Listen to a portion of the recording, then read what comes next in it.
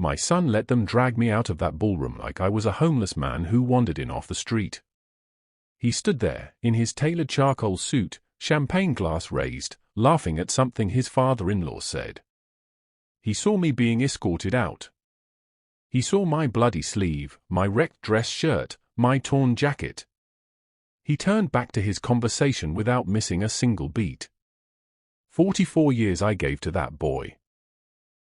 If this story already has your blood boiling, drop a comment right now and tell me, what would you have done in that moment? Subscribe immediately, because what happens in the end will completely destroy everything you assumed about family, loyalty, and betrayal. My name is Raymond Merritt. I am 63 years old, a retired structural engineer, recently widowed, and I drove alone for 2 hours that Friday night to celebrate my son's 5th wedding anniversary. I was not drunk. I was not causing any disturbance. I was late, and I was bleeding, but neither of those things was my fault. On Route 9, between Millbrook and Harrington Hills, I had pulled over to help an 8-year-old girl who was seizing violently inside a wrecked car. I held that child with my bare hands for 11 minutes while her unconscious mother bled against a deployed airbag 6 inches away.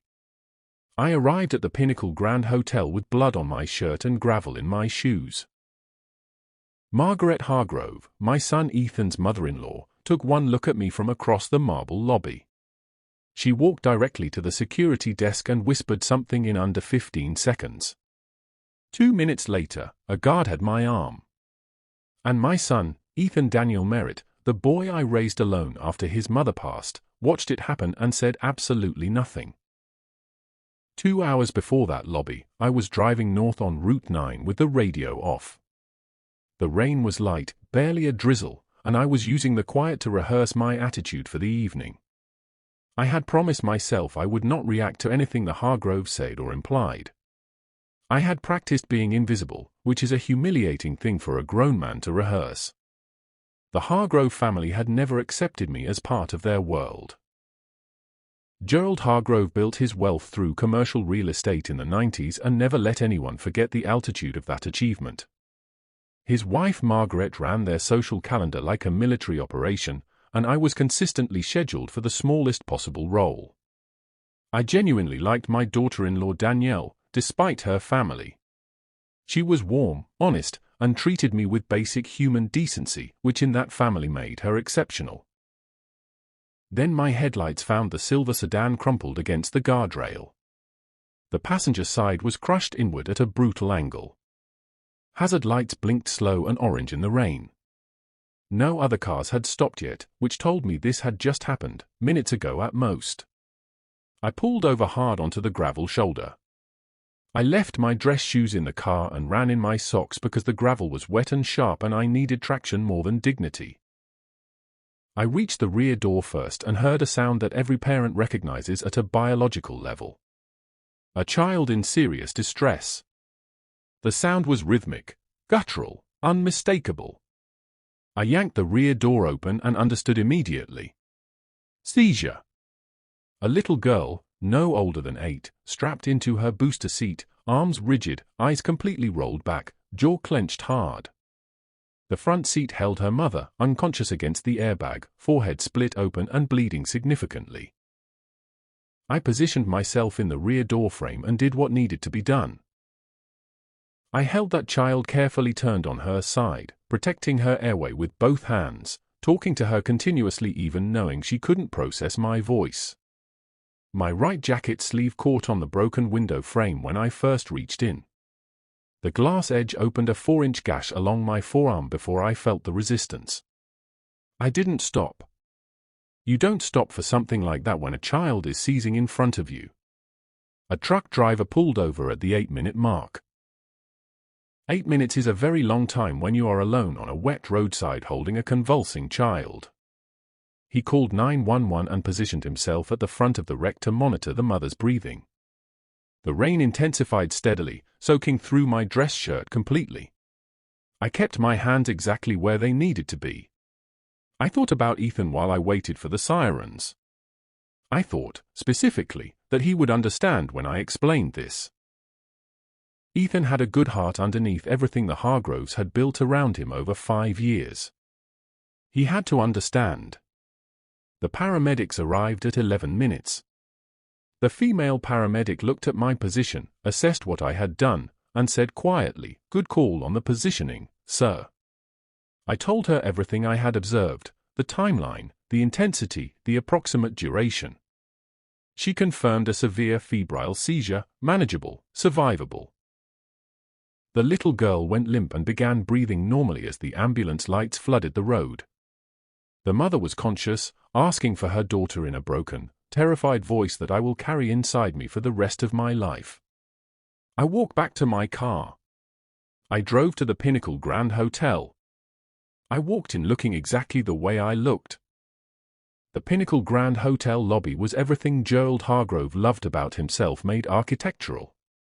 30-foot ceilings, cascading floral installations worth more than most people's cars, marble floors that clicked under every heel. The guest table near the entrance was staffed by 2 young women in matching black uniforms.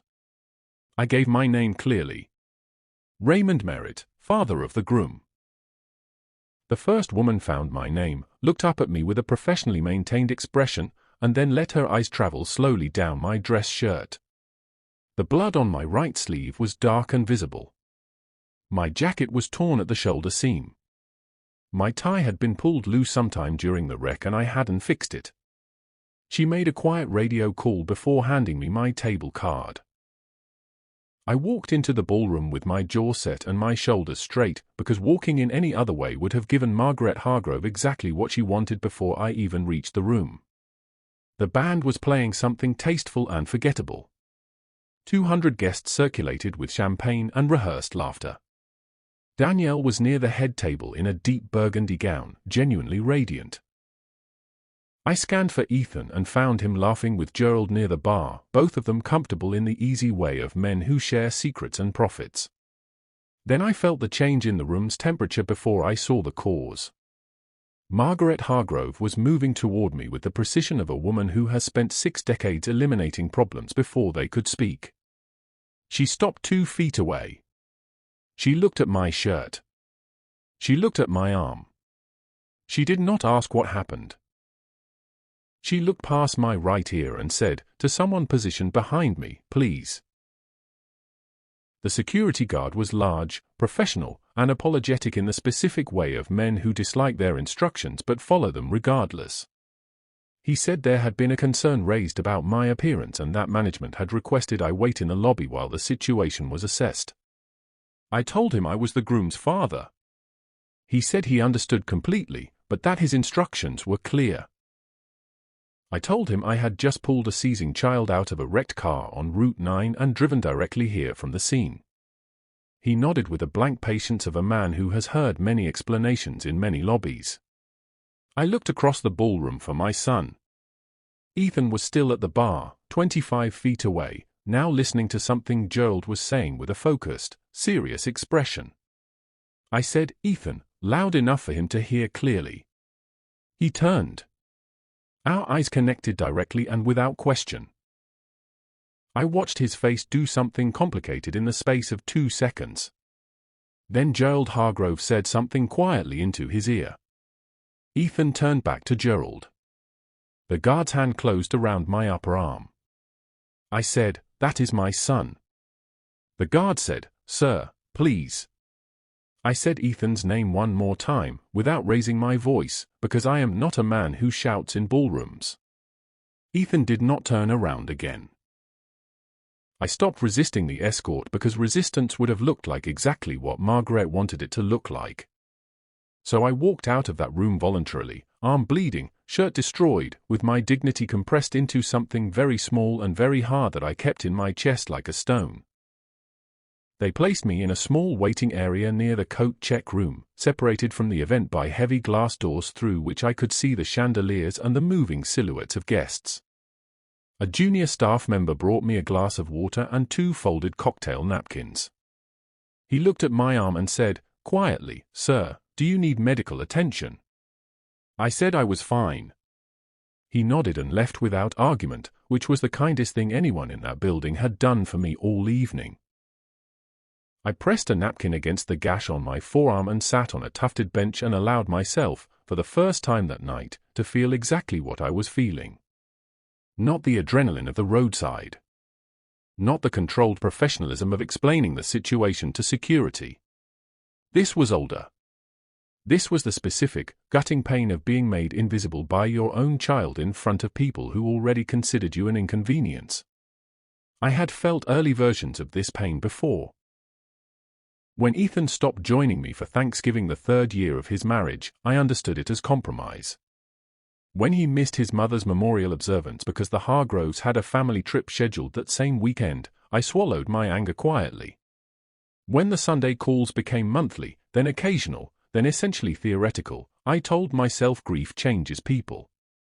I had built enough excuses to fill a warehouse. But sitting in that coat check lobby with a cocktail napkin pressed to my arm, I had finally run out of materials. My phone vibrated on the bench beside me. A text from Ethan's number. It read, "Dad, tonight is complicated. It might be better if you just head home. We can talk Monday." Monday. I read it 4 times. Then I set the phone face down on the bench and stared at the wall. I was still staring at the wall when the main lobby doors opened with the particular force of someone arriving from somewhere urgent. The woman who walked in had a white medical bandage across her forehead, a hospital bracelet on her left wrist, and the unsettled eyes of someone who left a hospital room before the doctors finished recommending rest. She was speaking to the front desk staff with escalating urgency, describing someone, repeating a physical description. I heard her voice before I fully processed her face. I knew that voice from a roadside in the rain, fractured with terror, asking about her daughter through a broken car window. She was the mother from the silver sedan. I stood up slowly from the bench. She turned, and her eyes found me across the lobby with the immediate recognition that crisis builds between strangers faster than years of ordinary friendship. She crossed the lobby without hesitation and took my hand in both of hers. She said, "The paramedic described a man in a dress shirt. I had to come find you." I said, "How is she?" Her face collapsed in the specific way of someone who has been holding themselves together through professional obligation for 3 hours. She said, "Stable. Fever's down." She asked for her stuffed rabbit before they even finished her 4. I nodded. She noticed my bandaged arm, looked at it for a moment, then looked at the glass doors leading to the ballroom. She said, "What are you doing out here in the lobby?" I told her the short version. "Groom's father, escorted out, appearance concerns." She was quiet for a moment. Then she asked, carefully, "Did you say Ethan Merritt is your son?" I said yes, and something shifted visibly in her expression. Not pity. Something more complicated and more serious than pity. She introduced herself properly for the first time. Vanessa Cole. She told me she was a board member of the Hargrove Charitable Foundation, a position she had held for 4 years. I told her I was aware the Hargroves ran a foundation, though I had never been invited to any of its events. She said, "They've been trying to remove me from the board for almost a year." I said I was sorry to hear that. She said, "The reason they want me gone is because I found something 2 months ago during a routine audit." She said it plainly, without theater, the way a person states something they have already come to terms with. She said the audit flagged irregular disbursements totaling approximately $400,000 across 18 months. The funds had been redirected through a third-party vendor account. The vendor company was registered in Delaware under a name that had no public presence, no website, no verifiable business history. I listened to all of this with the trained patience of an engineer who understands that structural failures always have a sequence. Then Vanessa took out her phone. She opened a document and held it toward me. It was a bank signatory authorization form. The name on the signature line was printed clearly beneath a scan signature I recognized from birthday cards and legal documents spanning 6 decades. Ethan Daniel Merritt. My son. I looked at that name for a long time. I did not say anything. There was nothing structurally sound enough to say. Vanessa did not fill the silence with explanation or comfort. She sat beside me on the bench and gave the silence room to exist, which told me she was a person of genuine intelligence. I asked her when she had first confirmed the signatory name. She said 6 weeks ago, after a second independent review by an outside accounting firm she had hired personally. 6 weeks. I counted backward silently through 6 weeks of Ethan's behavior. The cancelled lunch in March. The short phone call where he sounded distracted and ended the conversation abruptly. The text message 2 weeks ago saying he and Danielle were thinking of relocating to the West Coast, delivered casually, as though geography were a minor detail between a father and his only son. $400,000. I thought about the lake house weekend when my wife was in her final hospitalization. I thought about the investment opportunity Ethan had mentioned 2 years ago, asking whether I wanted to participate in a private real estate venture through a Delaware LLC. I had declined because something about the paperwork felt unclear. He had not brought it up again. I understood now, sitting in that lobby, why he had never brought it up again. Vanessa said she had planned to present her documentation to the full board in a formal session next Thursday, with her attorney present and a copy filed simultaneously with the state AG's office. She had not expected to be sitting in this lobby tonight. She had come because another board member had reached out urgently, unaware of what she had discovered. She had come directly from her daughter's hospital room. She had the documentation folder in her bag. She looked at the glass doors. She looked at me. She said, "I think you should walk back in there with me, Raymond." We walked through those glass doors together, Vanessa Cole and Raymond Merritt, and the room felt it before it understood it. The band finished a song and paused between sets. The conversational hum reduced itself by several degrees in the few seconds it took us to cross from the entrance to the center of the room. Margaret Hargrove saw Vanessa first. She went absolutely still, the way a person goes still when the thing they have spent months engineering against walks through the door carrying a shoulder bag and no expression of goodwill whatsoever. Then Margaret saw me beside Vanessa. Something behind her eyes extinguished completely. Gerald Hargrove turned from his conversation and looked at us with the slow calculation of a man reassessing a situation he believed was already controlled. Danielle saw her mother's face and traced the sight line across the room to where I was standing. Ethan turned last. He saw me. He saw the bandage on my arm. He saw Vanessa Cole standing at my left shoulder with her bag open and a document folder in her hand. I watched 5 years of carefully constructed distance collapse across my son's face in under 4 seconds. Vanessa walked directly to Gerald and said, in a voice pitched precisely to carry to the nearest for tables, "Gerald, your foundation's outside counsel needs to be present for a conversation tonight. This cannot wait until your next scheduled board meeting." She set the folder on the table in front of him. Margaret moved forward and said something sharp and private, the kind of thing she had said to desk clerks and gallery assistants and security guards her entire adult life. Vanessa said, "The Delaware account number, Margaret. Would you prefer I read it here, or would you like 5 minutes to call your attorney first?" The silence that followed was the most expensive silence I have ever stood inside. Ethan looked at me across that silence. Not at Vanessa. Not at Gerald. Not at his wife. At me. And in his face. I finally saw clearly the thing I had refused to see through every cancelled lunch, every missed phone call, every Sunday that came and went without his voice. He had known. He had known what was happening to that foundation money. He had known whose name was on that account. He had known, and he had chosen the Hargroves world over his father's dignity every single time the choice presented itself. I held his gaze for 5 full seconds. I did not look away first. I did not raise my voice. I did not give Margaret Hargrove the satisfaction of watching me break in her ballroom.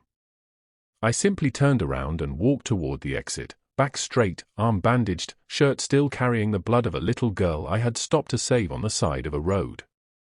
This time there was no security guard. This time the room watched me leave in absolute silence. And this time, walking out felt nothing like being thrown out. This time it felt like the only dignified thing left to do in a room full of people who had forgotten what dignity actually costs.